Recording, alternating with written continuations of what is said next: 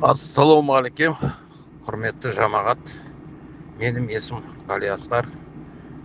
Солтүстік Қазақстан, Уәлихан ауданы, Қарасу округінің әкімі болам. Енді айтып жатсыздар, қай ауыл, қандай, не деп.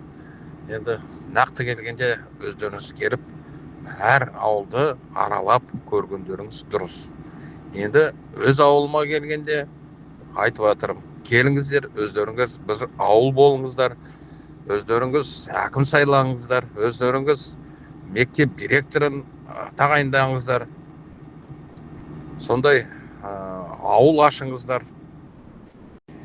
Бізде көп ауылдарда халық аз, жаңа айтып жатыр ғой, сол ауылдарға келіп, өздеріңіз 10 семья ма, 20 семья ма, 30 семьядан ба солай келіп тұрсаңыздар, бірін-біріңізге тірек боласыздар, көмек боласыздар деген сияқты.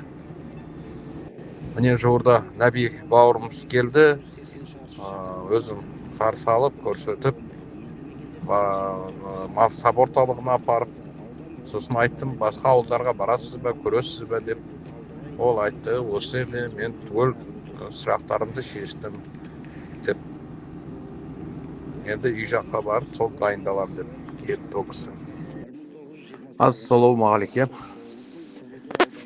Енді өткен жол айтып өткем, тағы да айтайын.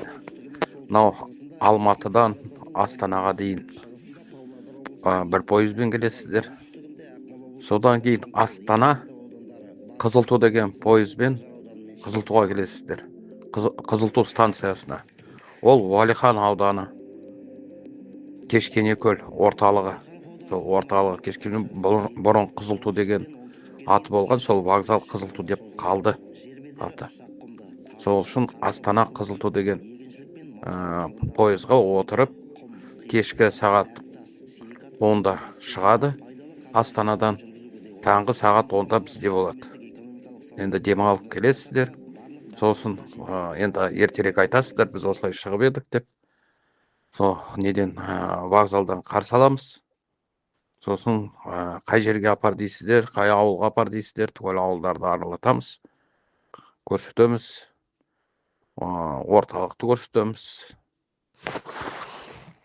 Құрметті жамағат, мынау ауылда мал бағамыз, тұрамыз деп жатсаңыздар, сол мектептерге балалар керек.